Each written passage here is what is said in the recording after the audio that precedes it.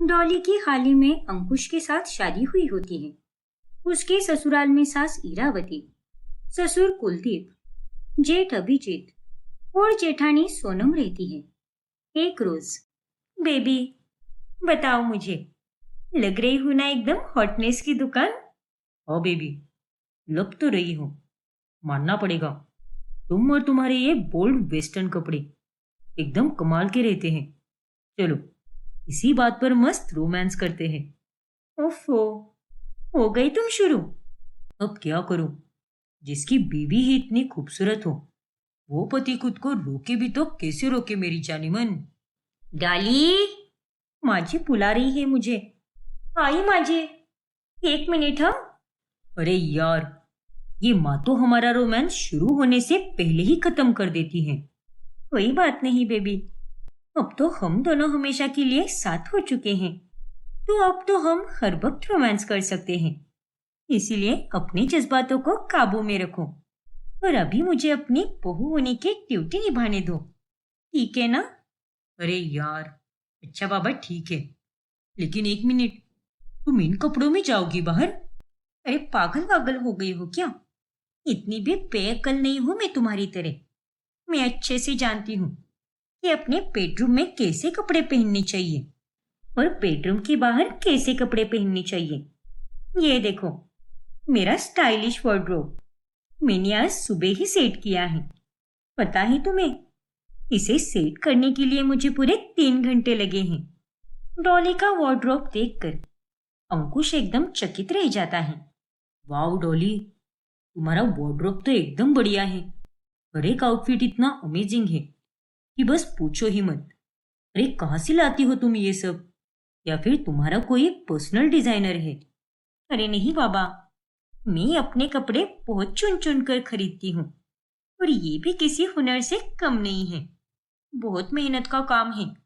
मैं अपने कपड़ों में इंडियन और वेस्टर्न दोनों का टच रखती हूँ। ग्रेट डॉली। अरे कहाँ रह गई बहू दो? आएगी भी या नहीं आने वाली? जी माँ जी, अभी आई। डॉली फटाफट तैयार होकर बाहर जाती है तो इरावती उसके कपड़े देखकर बहुत खुश हो जाती है। क्या बात है डॉली, इन कपड़ों में तो तू बहुत अच्छी लग रही है। तुझे किसी की नजर ना लगे। थैंक यू सो मच माँ जी। और सॉरी, हाँ, वो मैं बाथरूम में थी ना, इसीलिए कमरे से बाहर आने में थोड़ी देरी हो गई। बताइए ना, क्या काम है? अरे कुछ नहीं बहू, बस तू अपनी जेठानी के साथ रसोई के काम शुरू कर दे। सोनम बेटा, इसे सब समझा दे और आज से तुम दोनों आपस में सोचकर घर के सारे काम बांट कर लेना। ठीक है माँ जी। आओ ना डॉली। फिर डॉली और सोनम दोनों आपस में अपने अपने काम बांट लेती हैं। फिर रसोई में काम करते समय, भाभी, आपको इन इंडियन आउटफिट में काम करते हुए अनकंफर्टेबल नहीं लगता क्या? मतलब, मेरा मतलब ये है कि आपको इन कपड़ों में काम करने में कोई दिक्कत नहीं होती? साड़ी, सूट, ये सब पहनकर तो मुझसे कोई काम ही नहीं हो पाता। इसीलिए मैं ज्यादातर वेस्टर्न कपड़े ही पहनती हूँ और इनमें सारे काम एकदम आराम से हो जाते हैं। अरे नहीं नहीं, मुझे इनमें जरा भी दिक्कत नहीं होती। और वैसे भी ये इंडियन कपड़े पहनना तो शान की बात है और मुझे वेस्टर्न कपड़े इतने अच्छे भी नहीं लगते। और एक घर की बहू होने के नाते मुझे ये कपड़े ज्यादा अच्छे लगते हैं। ऐसा कुछ भी नहीं है भाभी, जमाना काफी बदल चुका है, इसीलिए आपको अपनी सोच भी बदलनी चाहिए। नहीं डॉली, हर किसी की सोच अलग होती है। तुम्हें अगर इन वेस्टर्न कपड़ों में खुशी मिलती है तो तुम पहनो, लेकिन मैं तो अपने इन इंडियन कपड़ों में ही बहुत खुश हूँ और मुझे तुम्हारे जैसे कपड़े पहनने में बहुत शर्म आती है। ओफो भाभी, अब इसमें कैसी शर्म?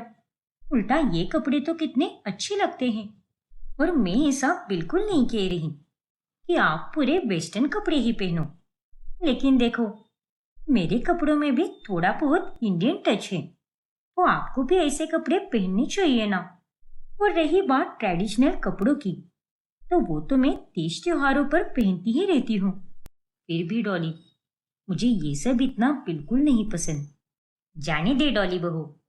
अरे माँ जी आप। हाँ डॉली, और तू इस सोनम के पीछे मत लग, क्योंकि इसे मैंने कई बार कहा है कि अपने कपड़ों का स्टाइल बदल दे, लेकिन नहीं, ये मेरी एक नहीं सुनती। अरे अब तो मैं बूढ़ी हो चुकी हूँ, लेकिन ये तो जवान है ना।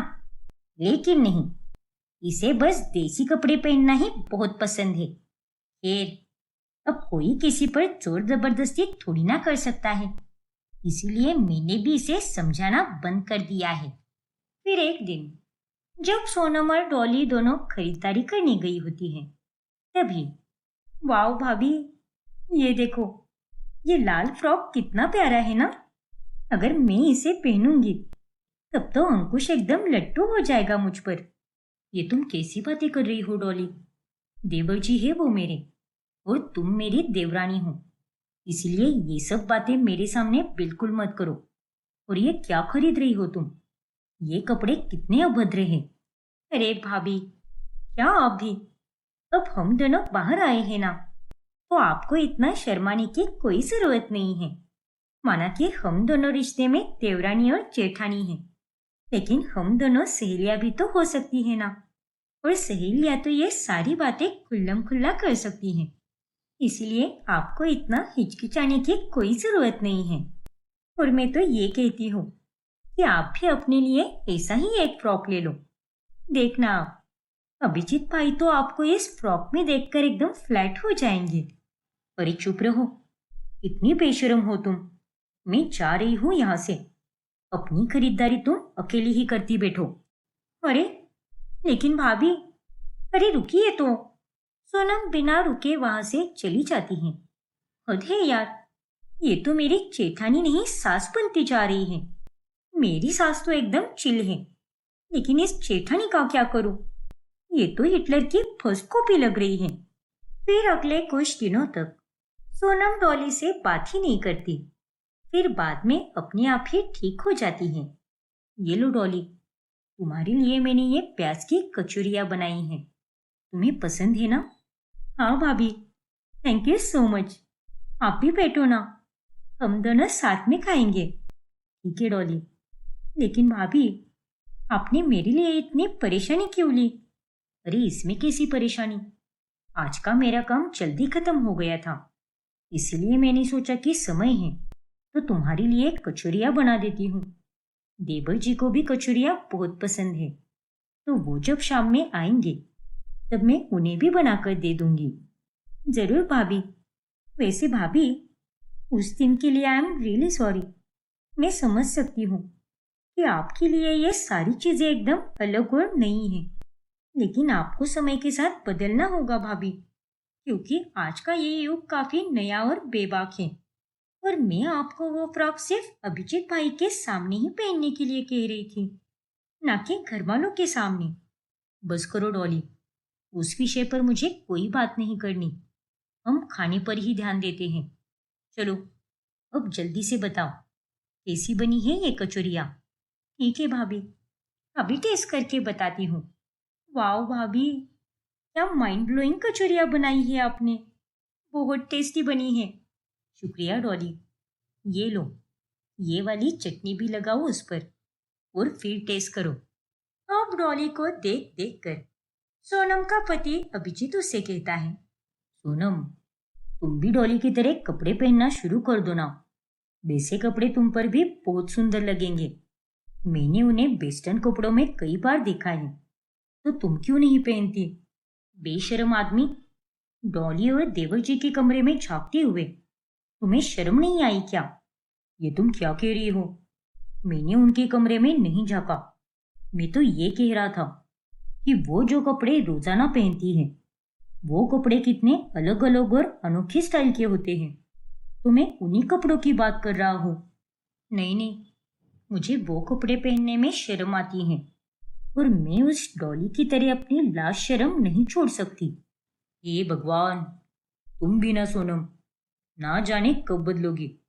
अरे बाबा, डॉली के कपड़े थोड़ी ना पूरी तरह वेस्टर्न रहते हैं, उनमें ट्रेडिशनल टच भी होता है, कभी डिजाइन में तो कभी पहनने के स्टाइल में।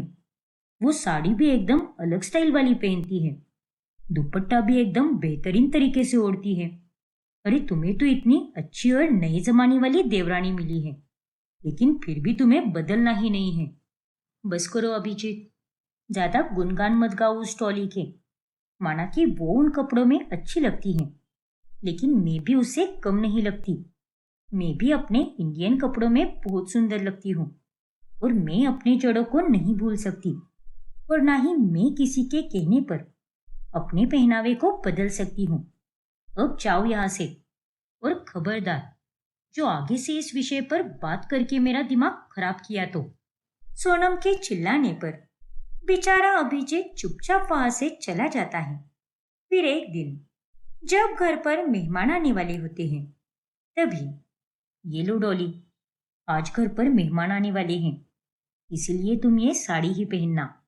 अरे नहीं भाभी, मैंने आज शाम को पहनने वाले कपड़े अलग से निकाल दिए हैं। देखिए तो, मैं इंडो वेस्टर्न साड़ी ही पहनने वाली हूँ। आपकी इस साड़ी के लिए शुक्रिया, लेकिन मैं इतनी चमक धमक वाली साड़ी नहीं पहनती भाभी। बस करो डॉली, अरे कभी तो बड़ों का कहना मान लिया करो। जब देखो तब अपनी ही मनमानी करती रहती हूँ। पर भाभी, पर कुछ नहीं सुनना मुझे। और वैसे देखा जाए तो एक शादीशुदा सुहागन को शादी के बाद के शुरुआती महीनों में साड़ी ही पहननी चाहिए, लेकिन तुम्हें अपने ससुराल में हर तरह के कपड़े पहनने की आजादी मिली है, और तुम उस आजादी का पूरा फायदा उठा रही हो। लेकिन भाभी, आप इतना हाइपर क्यों हो रही हो? वही तो, और किसने कहा कि तू घर की बड़ी है? अरे इस घर की बड़ी मैं हूँ, और अगर मुझे अपने बहू के वेस्टर्न कपड़ों से कोई दिक्कत नहीं हो रही, तो तुझे दिक्कत क्यों हो रही है? लेकिन माँ जी, मैं तो बस। चुप कर सोनम। और डॉली बेटा, तुझे जो पहनना है तो पहन, मुझे उससे कोई एतराज नहीं। हीरावती का ये बर्ताव देखकर सोनम को बहुत गुस्सा आता है। ऐसे ही एक दिन जब अंकुश और डॉली दोनों घर पर अकेले होते हैं, तभी डॉली एक बहुत ही हॉट ड्रेस पहनकर अंकुश के सामने आती है। ओ माय गॉड बेबी, क्या लग रही हो तुम? अरे हार्ट अटैक दिलाने का इरादा है क्या? हार्ट अटैक आए तुम्हारे दुश्मनों को, पागल कहीं के। अरे मैं तो बस हमारे अकेले होने का मजा उठा रही हूँ, और ऐसे मौके जल्दी कहाँ मिलते हैं। और तुम्हें पता है, आज तो हम दोनों पूरा दिन अकेले हैं, इसीलिए पूरे घर में खुल्लम खुल्ला रोमांस कर सकते हैं। क्या बात है। लेकिन बेबी, बाकी घर वाले कब आने वाले हैं? वो तो सीधे शाम के 7 बजे के बाद ही आने वाले हैं, इसीलिए तुम टेंशन मत लो बेबी। लेकिन जैसे ही वो दोनों रोमांस करने जाते हैं, उतने में वहां पर सभी घर वाले दरवाजा खोलकर अंदर आ जाते हैं।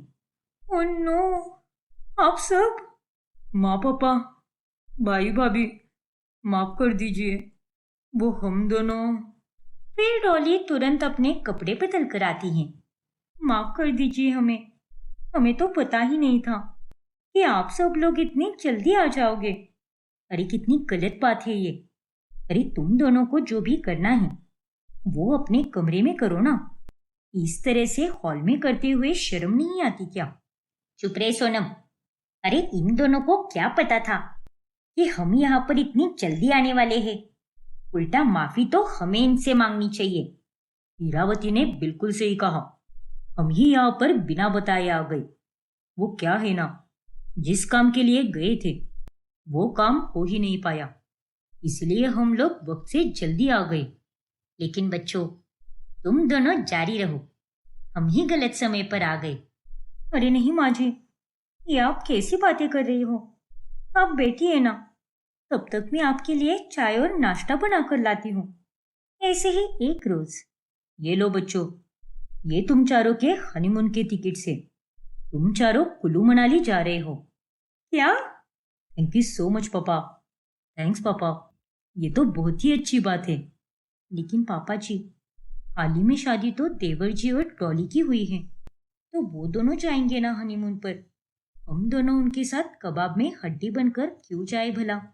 देखो सोनम बहू, तुम दोनों तो हनीमून के लिए यही पास में ही गए थे, लेकिन इसी बहाने तुम दोनों कहीं दूर घूम आओगे, और मैंने तुम चारों के लिए एक बहुत ही सुंदर होटल बुक किया है।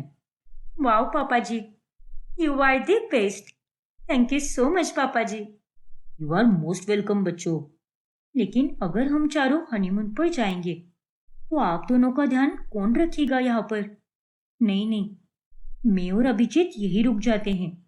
क्या तो भी बहू, अरे हम दोनों इतने भी बूढ़े नहीं हुए हैं जो कुछ दिनों के लिए अपना ध्यान नहीं रख सके। तू चिंता मत कर, हम दोनों संभाल लेंगे अकेले। और तुम चारों हमारी चिंता भूल कर वहां जाकर खूब मौज करना और अच्छी अच्छी यादें बनाना। जी माँ, जरूर। और इस तरह से वो चारों हनीमून के लिए निकल जाते हैं। लेकिन सोनम को ये सब इतना पसंद नहीं आता। अब कैसा रहेगा उनका हनीमून, जानने के लिए हमारा अगला भाग देखना ना भूलें। और अगर आपने हमारा चैनल सब्सक्राइब नहीं किया है तो अभी सब्सक्राइब कीजिए और बेल आइकॉन दबाना ना भूलें।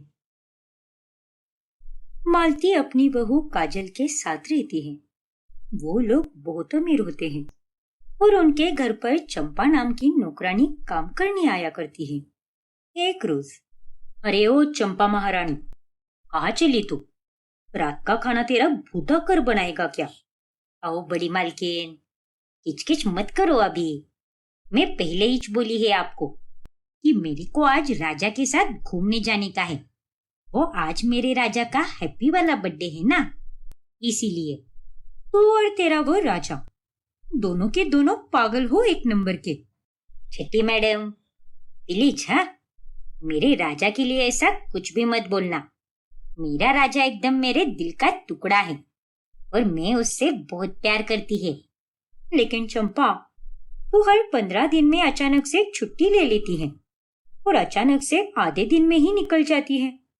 मगर हम तो तुझे पूरे दिन के हिसाब से पगार देते हैं ना, और नहीं तो क्या। अरे तुझे यहाँ पर सुबह 8 से लेकर रात के 8 बजे तक के पैसे मिलते हैं, लेकिन तू है कि कोई पूरा काम नहीं करती। ओ मैडम, मेरी भी लाइफ है, मेरे को भी इधर उधर जाने का होता है। अब महीने के 30 दिन में मशीन की तरह काम थोड़ी ना कर सकती है। और सच बताओ तो मेरे को ये दिन भर अकेले सारे काम करने को बिल्कुल ही नहीं जमता। क्या? ये तू क्या बोल रही है चंपा? और नहीं तो क्या मैडम, मैं बहुत दिन से सोच रही है कि आपको ये बता दूं, लेकिन अब बता दे रही हूँ कि मैं अगले महीने से सिर्फ दिन में ही आया करेगी। मेरे से वो पूरे दिन का काम नहीं हो पाएगा। अरे ओ मंदबुद्धि औरत, ये तू क्या बकवास किए जा रही है? अगर तू सारे दिन का काम नहीं करेगी तो हम दोनों वो काम किससे करवाएंगे? और तुझे ये बात अच्छे से पता है कि हमें घर में एक ही नौकरानी चाहिए जो घर के सारे काम कर सके। देख चंपा, हमें वो 10 नौकर रखकर अपने दिमाग का दही नहीं करना। हाँ चंपा, और तुझे यहाँ पर क्या तकलीफ हो रही है? हम तो तेरे साथ कितने अच्छे से पेश आते हैं, लेकिन तू अब हमें ऐसे इन वक्त पर धोखा दे रही है। अरे नहीं मैडम, मैं आपको कोई धोखा नहीं दे रही है और मैं थोड़ी ना कोई काम छोड़ रही हूँ। मैं तो बस अपना काम आधा कर रही हूँ। वो मेरे मगज का भाजीपाला हो रेला है ना, इसीलिए। इतना कहकर चंपा वहां से चली जाती है। हे भगवान, माँ जी, अब हम क्या करेंगे? चंपा अगर आधा दिन आएगी तो बाकी के सारे काम कौन करेगा? और कहाँ से लाएंगे हम दूसरी नौकरानी? वही तो, ऊपर से अगर नई नौकरानी आई तो उसे सारी चीजें अलग से समझाओ, ऊपर से उस पर निगरानी भी रखो। कितना सरदर्द होगा उससे। और ये सोचकर ही मुझे बुखार सा आ रहा है। ये चंपा भी ना एक नंबर की नौटंकीबाज लड़की है। आने दो उसे, कल हम उसे ही कहेंगे कि हमारे लिए कोई दूसरी नौकरानी लेकर आओ।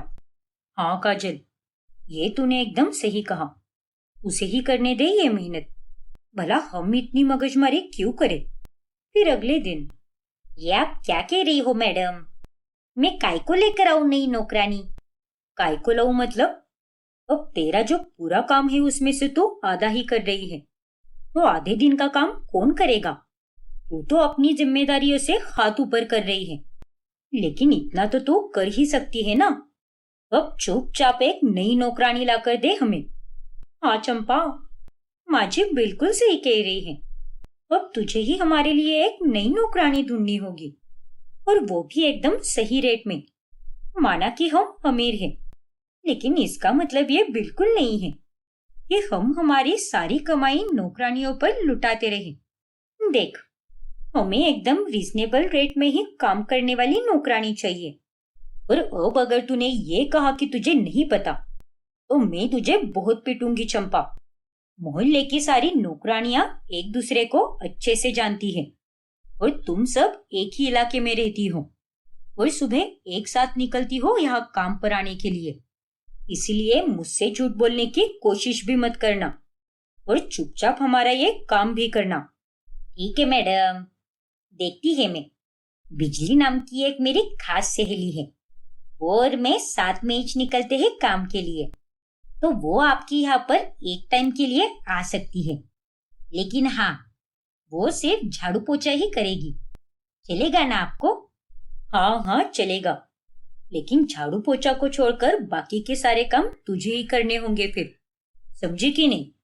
अरे नहीं बड़ी मैडम, मैं सिर्फ सुबह को आऊंगी, नाश्ता बनाएगी और दोपहर का खाना भी बनाएगी, और इधर से 9 2 11 हो जाएगी। मेरे को बख्श दो मैडम। माना कि मेरे को पैसा चाहिए, लेकिन इतना भी नहीं जिसके चलते मैं अपने आप को टाइम इच ना दे पाऊं। अरे तू तो एक नंबर की बेवकूफ औरत है, जो आती हुई लक्ष्मी को ठुकरा रही है। खैर, जो भी नौकरानी आ रही है, तू पहले उसे बुला ले, हम करेंगे उससे बात। फिर कोई ना कोई सॉल्यूशन तो जरूर निकल आएगा। ठीक है छठी मैडम, बुलाती है मैं कल उसको, लेकिन उसके लिए कल हमें आमरस तैयार करना होगा। अरे ओ बहन, अब आमरस क्यों भला? हमारे घर पर कोई बड़ी हस्ती आ रही है क्या, जिसके स्वागत के लिए हम इतनी तैयारियां करें? वो क्या है ना छुट्टी मैडम, अगर पहली मुलाकात में आप उसके साथ अच्छे से पेश आओगी, तभी वो भी आपके साथ अच्छे से ही पेश आएगी। अब हमें उसको बाटली में उतारने का है ना, और काम के लिए राजी भी करवाने का है, तो उसके लिए इतना सब तो बनता ही है ना। अच्छा अच्छा ठीक है, दे देंगे उसको कल चिल्ड आमरस। फिर अगले दिन चंपा अपनी सहेली बिजली को लेकर आती है, और तभी, देखो मैम साहब, मेरे को ये आमरस वगैरह नहीं चाहिए। आप जिस काम के लिए बुलाई हो वो बात करो पहले। मेरे को और 4 घरों में जाने का है, और मेरा तो आज का पूरा दिन पैक है, इसीलिए फटाफट बोलो। वाह, काम नौकरानी वाला और तेवर महारानी वाला, क्या बात है। क्या बोलिए आप? मेरे को सुनाई नहीं दिया। नहीं नहीं, कुछ भी नहीं, लेकिन तुम पहले ये बताओ कि झाड़ू पोछा करने के साथ साथ तुम बर्तन और कपड़े धोने का भी काम कर सकती हो क्या? हाँ बिजली, और अगर हो सके तो रात का भी देख लेना, फिर तो हमारा सारा प्रॉब्लम सॉर्ट हो जाएगा। ना रे बाबा, अरे आप लोगों को मैंने उंगली क्या दे दी, आप लोग तो हाथीच पकड़ने लगे मेरा। क्या रे चंपा, तू मेरे को येड़ा बना रही है क्या? पहले बोली कि सिर्फ झाड़ू पोछा के लिए चाहिए काम वाली, लेकिन इधर आने के बाद ये दोनों सास बहू मेरे ऊपर एकदम राशन पानी लेकर चढ़ रही है। अरे नहीं रे मेरी माँ, मैंने इन दोनों से सिर्फ झाड़ू पोछे की ही बात की थी। अरे ओ मैडम लोग, काहे को इस बेचारी को डरा रहे हो? ये सिर्फ झाड़ू पोछा ही कर सकती है, इसको बर्तन कपड़े वगैरह धोने नहीं आता, और खाने से तो इसका दूर दूर तक कोई नाता नहीं है। और किसी ने अगर इसके हाथ का खाना खा भी लिया तो वो आदमी अगले दिन टपक जाएगा। क्या कहा? अरे चंपा की बच्ची, तू मेरे को यहाँ मेरा इज्जत का फालूदा करने को बुला रही है क्या? ज्यादा मच मत कर, वरना मैं अभी के अभी निकल जाएगी इधर से। अरे बिजली, ज्यादा तेवर मत दिखा। खुद को क्या तू ऐश्वर्या राय समझती है क्या? जब देखो तब नाटक करती रहती है, येड़ी कहीं की। हाँ समझती हूँ मैं खुद को ऐश्वर्या राय, क्या कर लेगी तू? अरे अरे बस करो, तुम दोनों तो यहीं पर शुरू हो गई। और ये भला क्या बात हुई चंपा? तूने तो कहा था कि ये तेरी खास सहेली है, तो कोई अपनी खास सहेली के साथ इस तरह से झगड़ा करता है क्या? वो भी सिर्फ इतनी छोटी सी बात पर। हद होती है चंपा। सॉरी मैडम, लेकिन हम दोनों का चलता ही रहता है। लेकिन ये भी सच है कि मैं इस भूतनी को बहुत प्यार करती है। बोले तो अपने राजा से भी ज्यादा प्यार। ये तो मेरी बहन जैसी है। हाँ मैडम, ये चुड़ैल भी मेरी बहन जैसी है। हम दोनों में तो ऐसी मीठी नोकझोंक चलती ही रहती है। आप एकदम टेंशन फ्री रहो। हाँ हाँ, अब तो बस यही देखना रह गया था हमारा। खैर, अगर तुम सिर्फ झाड़ू पोछा ही करना चाहती हो तो कोई बात नहीं, कल से तुम काम पर आ जाना। अब क्या ही कर सकते हैं, हमारे पास भी और कोई ऑप्शन नहीं है। क्यों माँ जी? हाँ बहू, बाकी कामों के लिए हमें तीसरी नौकरानी ढूंढनी ही पड़ेगी। अब काजल और मालती बहुत चिंतित हो जाती हैं। ऐसे ही एक रोज उनकी नजर पड़ोसन के घर आ रही खाना बनाने वाली पर जाती है। अरे माँ जी, हमारी पड़ोस में जो रीना आंटी रहती है, उनके घर पर तो रात में खाना बनाने वाली आती है। और मैंने तो ये भी सुना है कि वो काफी कम चार्जेस लेती है और खाना भी एकदम टेस्टी बनाती है। तो हम आंटी से उसके लिए बात कर सकते हैं। अरे तू पागल हो गई है क्या काजल? अगर वो लड़की रीना के घर पर खाना बनाने जाती है तो वो लड़की हमारे घर पर क्यों ही आएगी? अरे एक समय पर दो जगह पर कोई कैसे जा सकता है? सच में तू तो एक नंबर की अकल की अंधी है। ओफो माँ जी, वो रीना आंटी के घर पर रात के 8 बजे जाती है और वो वहां से 10 बजे निकलती है, क्योंकि रीना आंटी के घर पर सभी लोग लेट खाना खाते हैं और इसीलिए आंटी उससे देर से खाना बनवाती है। वहीं दूसरी तरफ अगर हमें देखा जाए तो हम खाना जल्दी खाते हैं, तो हम उसे यहाँ पर 6 बजे बुलाया करेंगे। फिर 2 घंटे वो यहाँ पर खाना बनाएगी, फिर उसके बाद वो रीना आंटी के घर पर जाएगी। सिंपल। अरे हाँ, इसके बारे में तो मैंने सोचा ही नहीं। लेकिन वो बस ज्यादा पैसे ना मांग ले, क्योंकि हमें तो अपने बजट में ही बैठने वाली नौकरानी चाहिए। ज्यादा पैसे मांग लिए तो हम उसे नहीं ले सकते। हाँ माँ जी, ये बात तो एकदम सही है, लेकिन आप उल्टा क्यों सोच रही है? अच्छी बातें सोचिए ना। नहीं मांगेगी वो ज्यादा पैसे। फिर वो दोनों सास बहू रीना के घर जाकर उससे उस नौकरानी के बारे में पूछताछ करने लगती है। फिर रीना उन्हें गुनगुन द्वारा बनाया गया सूप देती है। अरे वाह, क्या कमाल का सूप बनाया है ये। इसे पीकर तो इंसान के अंदर अलग ही एनर्जी आ जाए। सच में ये सूप तो एकदम टेस्टी बना है। हाँ बहू, और जो औरत सूप ही इतना बेहतरीन बनाती है, वो सारा खाना बेशक कमाल का ही बनाती होगी। प्लीज रीना जी, हमारे घर पर भी कह दो उसे आने के लिए। वो दरअसल हमारे घर पर सारे काम करने के लिए चंपा आया करती थी, लेकिन अब वो केवल सुबह से लेकर दोपहर तक ही रहेगी। फिर उसके बाद हमने झाड़ू पोछा करने के लिए एक और नौकरानी लगवाई है, और अगर ये गुनगुन मान जाएगी तो हमारे रात के खाने की टेंशन ही मिट जाएगी। और हाँ, रेट कैसा है उसका? ये आजकल की नौकरानियां और उनके रेट्स, उसे सुनकर तो इंसान को हार्ट अटैक आ जाए। अरे नहीं नहीं, आप दोनों ये कैसी बातें कर रही हो? और आप लोगों के पास तो कितना पैसा है, और फिर भी आप होके इतना सोच रही हो। सोचना तो पड़ता ही है ना रीना जी। अगर हम लोग अंधों की तरह पैसे खर्च करते रहे तो एक ना एक दिन हम कंगाल हो जाएंगे। हाँ मालती जी, ये बात भी सही है। फिर आप चिंता मत कीजिए, गुनगुन और हमारा रिश्ता तो एकदम घर जैसा है, और आप दोनों तो मेरी पहचान के ही हो। तो वो बेचारी आपसे ज्यादा पैसे नहीं लेगी, लेकिन कभी कभार अगर उसने एक्स्ट्रा का काम कर दिया या फिर कोई स्वादिष्ट डिश बना दी, तब आप लोग उसे एक्स्ट्रा के पैसे दे दिया करना। मैं भी यहाँ पर यही करती हूँ, जिससे उसे बहुत अच्छा लगता है, और वो पहले से भी ज्यादा मन लगाकर काम करती है। और रीना जी, अब ये भी कोई कहने वाली बात है क्या? तो फिर हम दोनों ये बात पक्की समझे ना? अरे काजल, तुम दोनों तो ऐसे पेश आ रही हो जैसे मेरे पास गुनगुन का हाथ मांगने आई हो। अब हालात ही ऐसे हो चुके हैं आंटी। हमें अपने सारे काम धाम छोड़कर मिशन नौकरानी ढूंढो पर ध्यान देना पड़ रहा है। और नहीं तो क्या, मेरी सारी सहेलियां कह रही थी कि ट्रिप पर चलो, लेकिन मैंने उन्हें होल्ड पर रखा है क्योंकि मुझे पहले ये नौकरानियों का मैटर सॉल्व करना है। फिर उसके बाद ही मेरी जान में जान आ जाएगी। अगर नौकरानियां ना रहे तो हमारी दुनिया तो इधर के उधर हो जाती है। सारे काम वैसे के वैसे ही पड़े रहते हैं। पता नहीं उनके बिना हमारा क्या होगा। हाँ काजल, ये बात तो तूने एकदम सही कही, लेकिन तुम दोनों चिंता मत करो, समझो बात पक्की ही है। और आप गुनगुन की टेंशन मत लो, वो मेरा कहा जरूर मानेगी। और वैसे भी उसे बहुत दिनों से एक और काम चाहिए था। अब उसके खर्चे भी दिन ब दिन बढ़ते ही जा रहे हैं, इसीलिए वो भी खुद के लिए पैसे जोड़ना चाहती है। चलो अच्छा है फिर।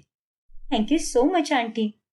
इस तरह रीना के काम वाली गुनगुन अब काजल और मालती के घर पर शाम होने पर खाना बनाने आया करती है। ऐसे ही एक दिन जब चंपा और बिजली को इस बारे में पता चलता है, तभी ये सब क्या चल रहा है मैडम?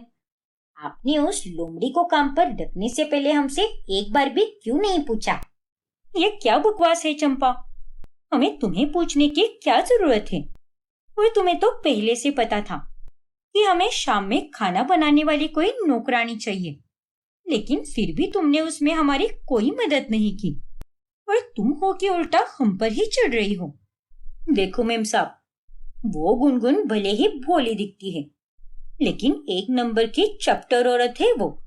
हमारा और उसका तो एकदम 36 का आंकड़ा है, इसलिए कह रहे हैं हमें तो भूल कर भी कभी उसके सामने मत बुलाना। हाँ हाँ, नहीं बुलाएंगे। तुम लोग भी ना, सच में इतनी ओवर एक्टिंग करती रहती हो। खैर देखिए माँ जी, अभी हमारे पास सुबह का नाश्ता और दोपहर का खाना बनाने के लिए चंपा है, झाड़ू पोछे के लिए ये बिजली है और रात का खाना बनाने के लिए गुनगुन है। तो अब बचे बस 2 काम, बर्तन धोने वाली और कपड़े धोने वाली।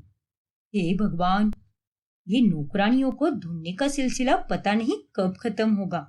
मेरा तो अब सर चकरा रहा है और ये सब इस मनहूस चंपा के कारण हुआ है। अब मालती अपना सर पकड़ लेती है।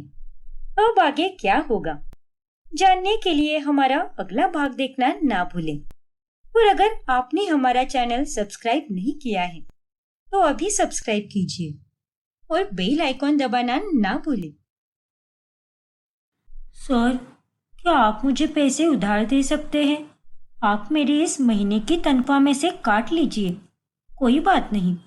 तुम्हारा तो हर महीने का यही नाटक होता है। जो भी तुम्हारी तनख्वाह है वो तुम्हें महीने के अंत में ही मिलेगी। इसे बीच बीच में मेरे पास पैसे मांगने मत आया करो। लेकिन सर, मुझे मेरे भैया के लिए दवाई लेनी है। आपको तो बताया ही था ना मैंने कि भैया का 6 महीने पहले बहुत बड़ा एक्सीडेंट हुआ था, जिस कारण वो दोनों पैरों से अपाहिज हो चुका है।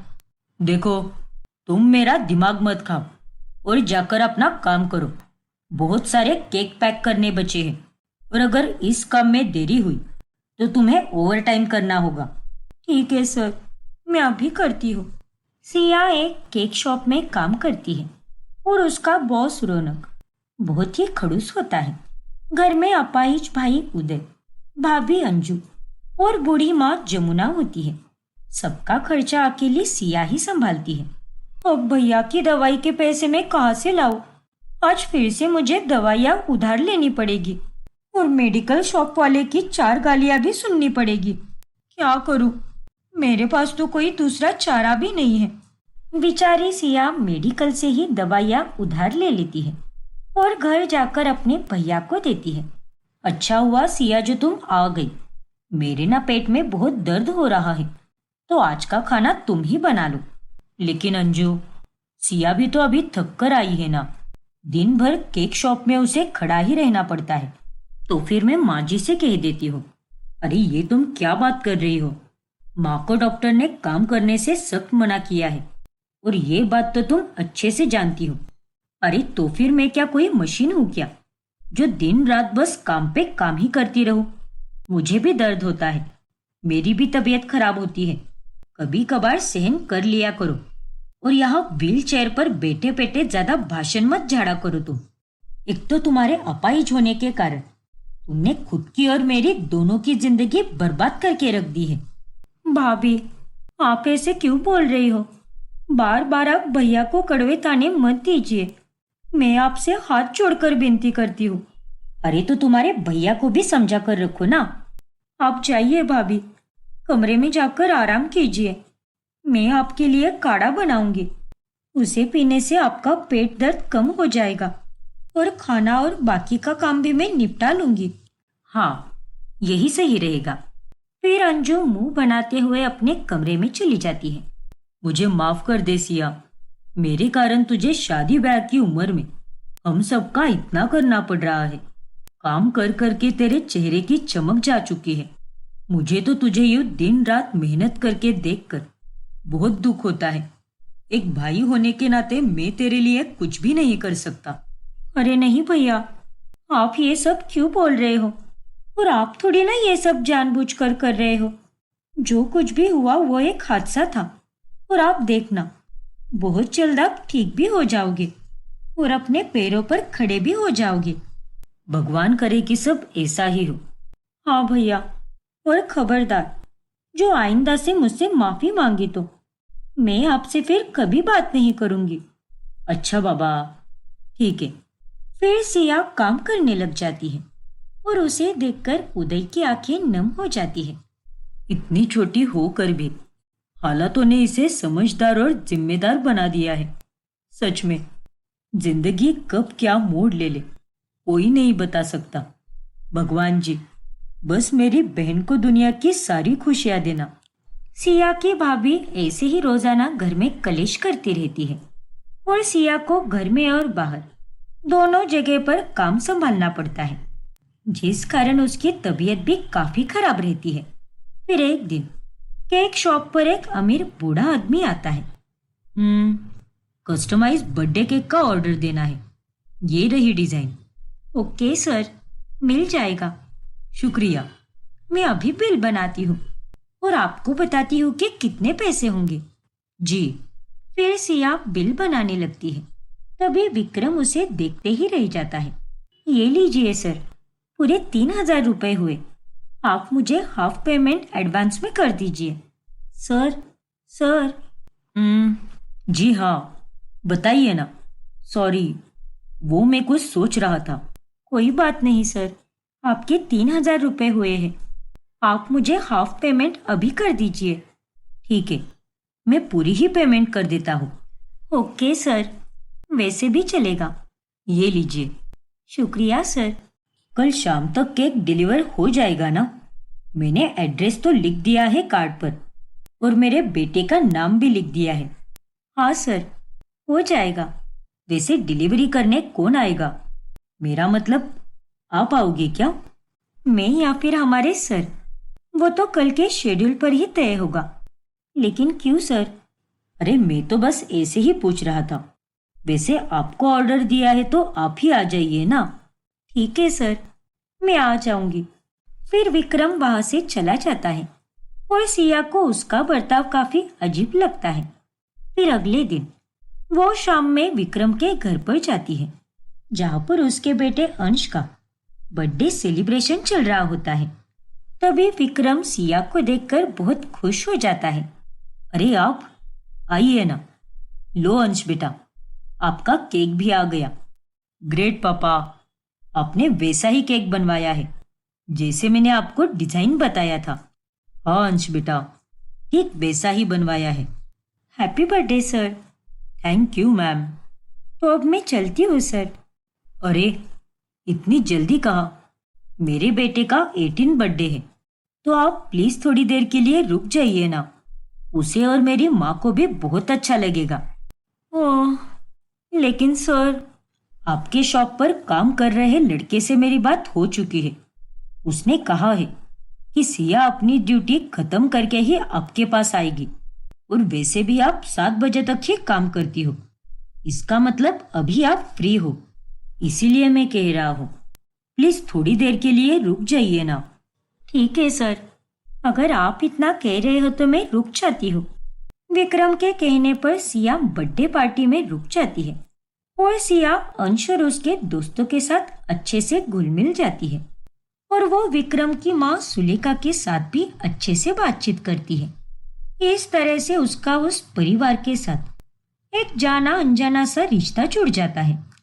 चलिए आंटी जी, अब मैं चलती हूँ, बहुत रात हो चुकी है। ठीक है सिया बेटा, सच में तुमसे मिलकर मुझे बहुत अच्छा लगा। फिर से मिलने आओगी ना मुझे? लेकिन आंटी जी, वो मैं कुछ नहीं जानती, तुम्हें आना ही होगा। ठीक है आंटी जी, मैं जरूर आऊंगी। चलो सिया। आप कहाँ जा रहे हो सर? तुम्हें ड्रॉप करने। अरे नहीं सर, मैं चली जाऊंगी। यहाँ पास में ऑटो या कैब मिल जाएगी मुझे। अरे नहीं सिया, इतनी रात हो चुकी है और मैं तुम्हें ऐसे अकेले बाहर जाने नहीं दे सकता। अब चुपचाप चलो। माँ, अब आप ही अपनी नई सहेली को समझाओ।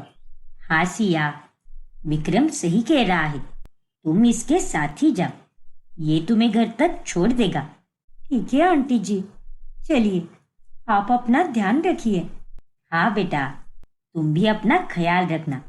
फिर सिया और विक्रम वहां से निकल जाते हैं।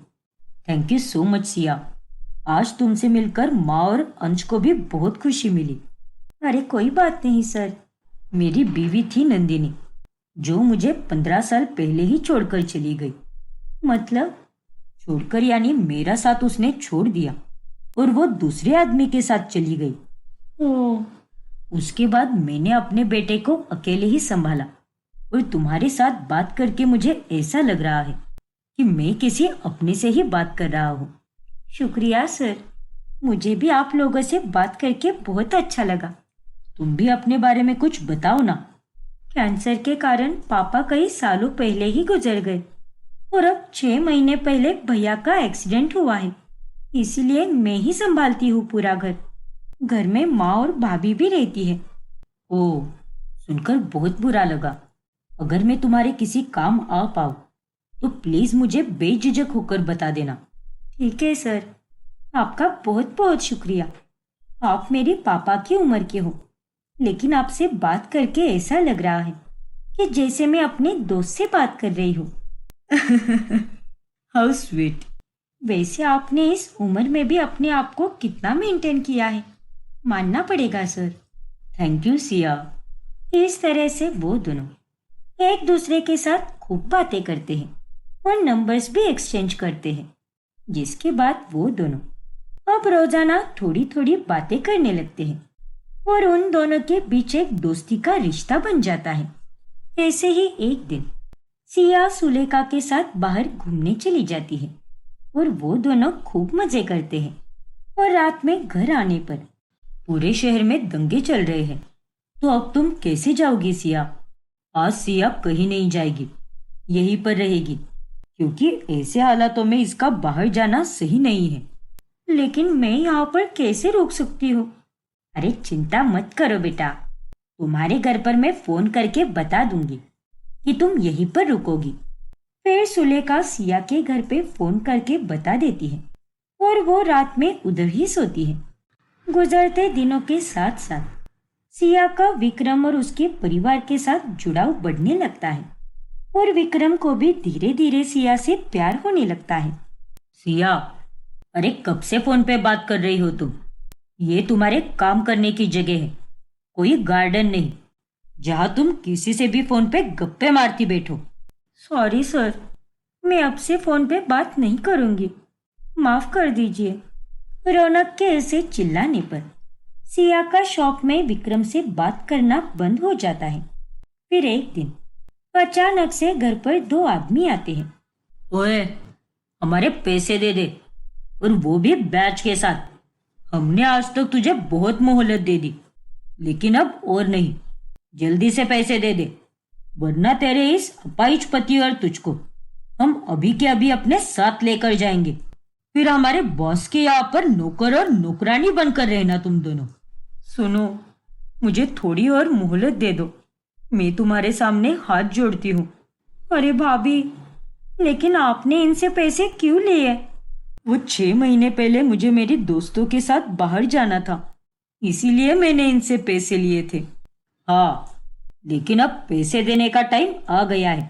चल, जल्दी से निकाल पैसे, वरना आज तो तुझे उठाकर लेकर जाऊंगा। अरे नहीं, प्लीज मुझे थोड़ी और मोहलत दे दो, मैं आपके सारे पैसे लौटा दूंगी।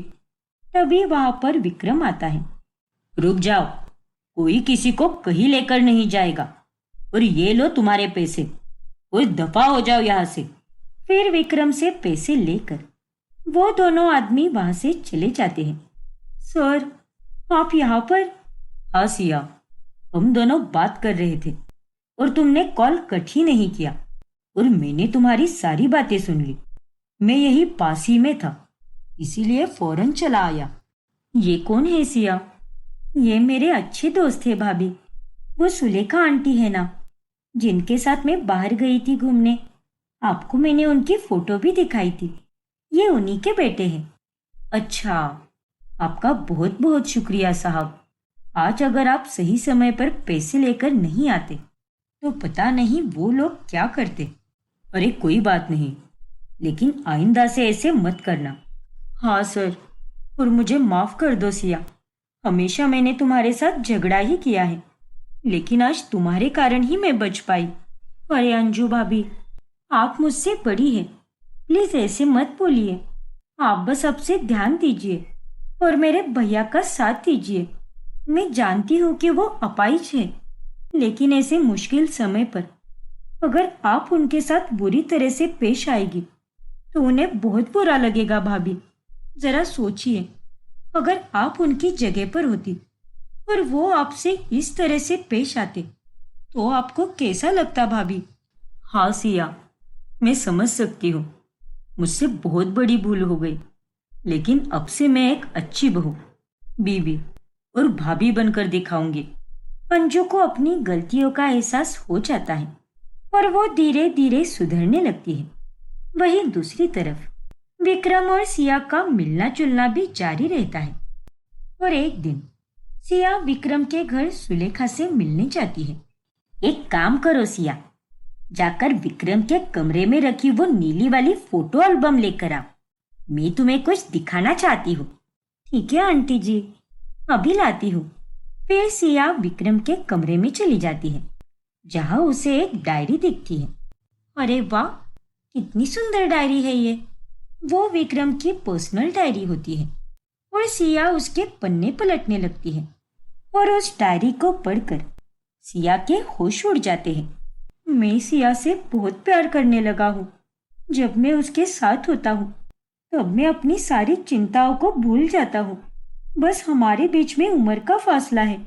इसका मतलब सर मुझसे प्यार करते हैं। सिया के पसीने छूटने लगते हैं और उतने में वहां पर विक्रम भी आता है और उसके हाथ में वो डायरी देखकर विक्रम भी अब हैरान रह जाता है। सिया, अब आगे क्या होगा जानने के लिए हमारा अगला भाग देखना ना भूलें। और अगर आपने हमारा चैनल सब्सक्राइब नहीं किया है तो अभी सब्सक्राइब कीजिए और बेल आइकॉन दबाना ना भूलें।